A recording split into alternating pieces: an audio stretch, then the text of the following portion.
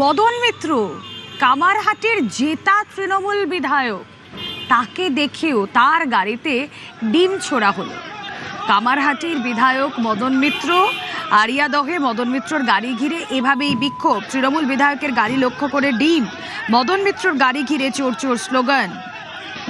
বিক্ষোভের জেরে গাড়ি ঘুরিয়ে এলাকা ছাড়তে বাধ্য হন মদন মিত্র। জনরোষের মুখে বিধায়ককে ছেড়েই চম্পট অনুগামীদের।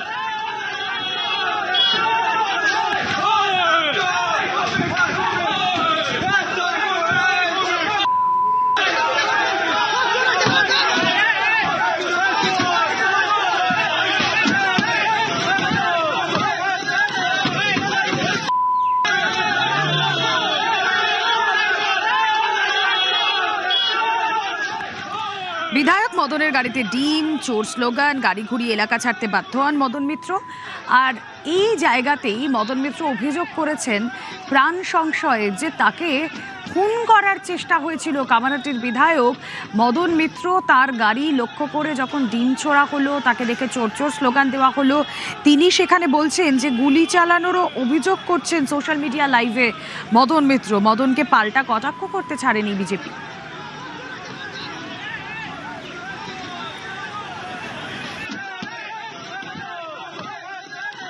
যদি মদন মিত্রকে মার্ডার করে দেওয়া যায় বিকাশ বসুর মতো, তাহলে পুরো ফাঁকা হয়ে যাবে, কিন্তু পারবেন না আপনারা। কিন্তু আপনারা যদি মনে করেন আমি যাওয়া বন্ধ করবো, তাহলে ভুল করছেন। এবং এই গুন্ডারা বেরিয়ে যাওয়ার পরেই যখনই ওরা জয় শ্রীরাম বলে গুলি চালাবারও চেষ্টা, আমি নিজে ফায়ারিং এর আওয়াজও পেয়েছি, কিন্তু যেহেতু আমি সামনে প্রমাণ করতে পারছি না, যখন ওরা দেখলো যে মার্ডার করতে পারিনি, সঙ্গে সঙ্গে বিজেপিকে ঢুকিয়ে দিয়ে এটাকে বললো এই ওর কাছে টাকা পায়, এর বাড়ি টাকা নিয়েছে, মানে এটাকে পলিটিক্যাল একটা ব্যাপার করে দেওয়ার চেষ্টা করলো। না, it was a plan, cold blooded attempt of murder. Madan Mitra বলছেন যে ওনার গাড়িতে ডিম ছুঁড়ে আক্রমণ করা হয়েছে। আসলে বিগত অনেক কদিন ধরেই মদন মিত্র এলাকায় ছিলেন, সাধারণ লোকজন ডিম নিক্ষেপ করে ওনার। উনি বলছেন উনি গাড়িতে ছিলেন না, এতদিন পরে ঢুকলেন কেন?